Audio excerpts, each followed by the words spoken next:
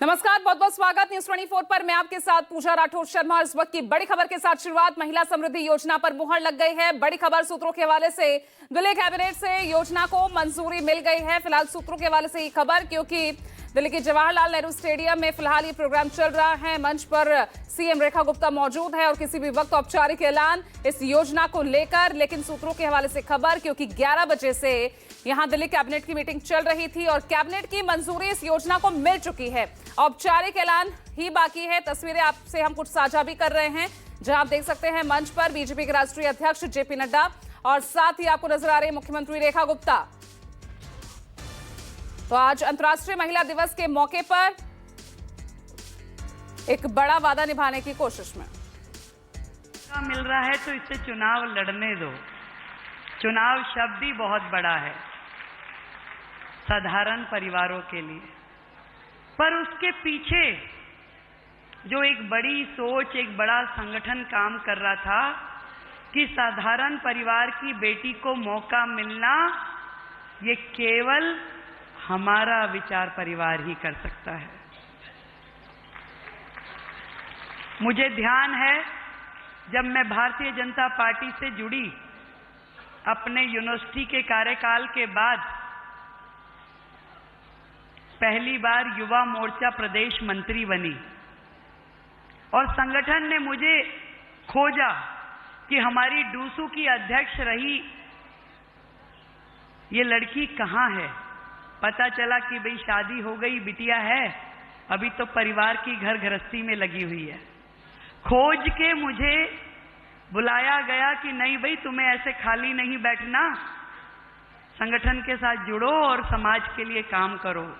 मैंने कहा नहीं भाई, मेरे परिवार में तो ऐसा माहौल नहीं है, मेरी बिटिया भी बहुत छोटी है, मैं कैसे काम करूंगी। ये भारतीय जनता पार्टी ही है जो उस लड़की को घर से निकाल करके लाई और समाज के काम में जोड़ा और संगठन में दायित्व दिया।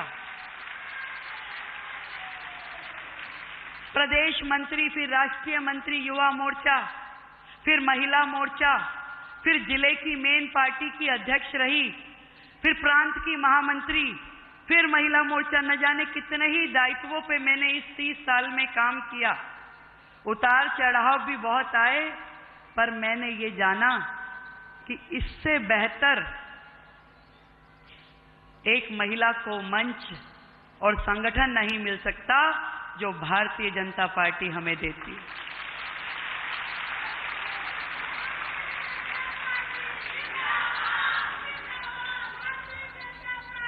बहुत कुछ मिला, वो सम्मान मिला जिसके हम खाली सपने देखते थे, वो अधिकार मिला जो हमारी पहुंच से बाहर था, वो मंच मिला जिस पे खड़े होकर के अपने मन की बात कह सकते थे। और जब चुनाव लड़ते लड़ते यहां तक पहुंची, तो वो सोच और वो समझ मिली जिसके कारण से देश हित के काम कर सकती थी। आज बहुत भावुक हूं अध्यक्ष जी मैं इस मंच से। जब काम करते रहे ना, मैं अपनी सब बहनों की स्थिति बताती हूं।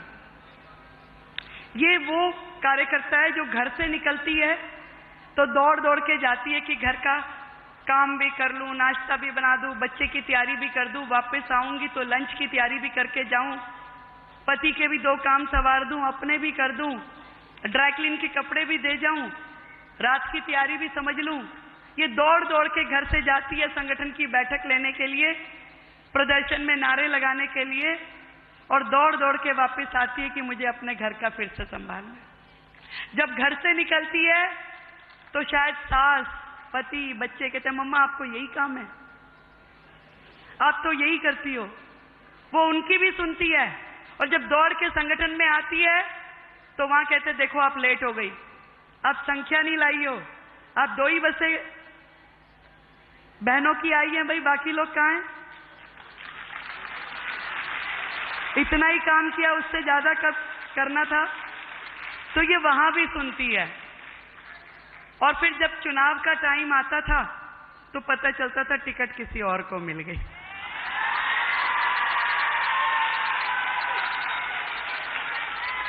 बड़ा नजदीक से मैंने अपनी बहनों को काम करते हुए देखा है।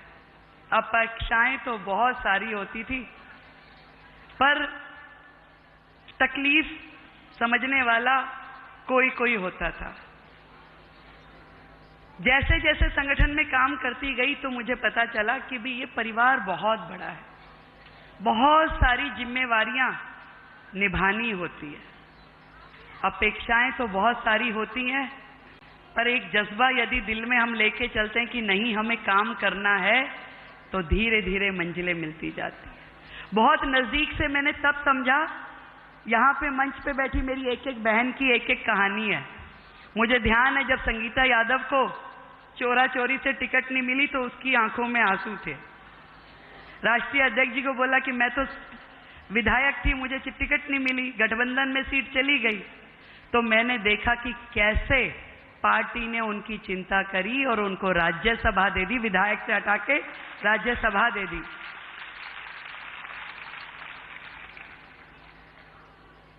जितनी भी बहनें, मुझे माया निरोलिया जी का याद आता है, हमारी मध्य प्रदेश की महिला मोर्चा की अध्यक्ष थी, टिकट की पहली दावेदार थी, नहीं मिल पाई कैलकुलेशंस में, उसको बड़ा बुरा लगा, पर पार्टी ने चिंता करी, उनको भी संसद के सदन तक पहुंचाया। हमारी यूपी की अध्यक्षा रही और जब उनको टिकट नहीं मिली तो उनको भी इसी तरीके से आगे बढ़ाया। एक एक बहन का अपना एक वो है, दायित्व देना, पद देना। कोई एमएलए बनी, कोई निगम पार्षद बनी, कोई सरपंच बनी, कोई सांसद बनी, कोई राज्यसभा से जुड़ी और अब कोई मुख्यमंत्री भी बना दी।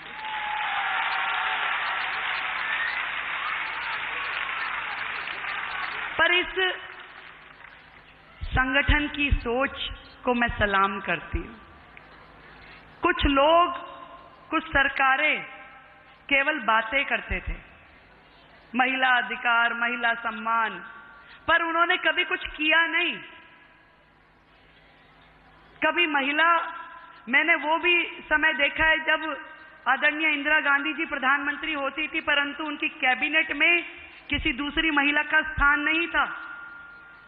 उनकी पार्टी में कोई महिला कभी उभर नहीं पाई। बाकी संगठनों में भी ये जो आम आदमी पार्टी सरकार के लोग कहते हैं, इन्होंने अपनी ही सांसद को घर बुला के उसका अपमान किया, उसके साथ बुरा व्यवहार किया, और न जाने ऐसे कितने ही किस्से हैं जो अलग अलग संगठनों के हमने सुने हैं। पर एकमात्र संगठन, एकमात्र पार्टी मैंने देखी जो कहा, जो सोचा वो करके दिखाया। ना केवल वुमेन लेड डेवलपमेंट की बात करी, बल्कि वुमेन लेड गवर्नमेंट के वाक्य को यथार्थ में परिवर्तित किया। और वो भी केवल सिंबॉलिक नहीं, क्योंकि पहले तो महिलाओं के लिए 4 ही काम सही समझे जाते थे। या तो स्वागत करा लो, तिलक लगा दो, दूसरा रजिस्ट्रेशन करा दो, रंगोली बना लो, नहीं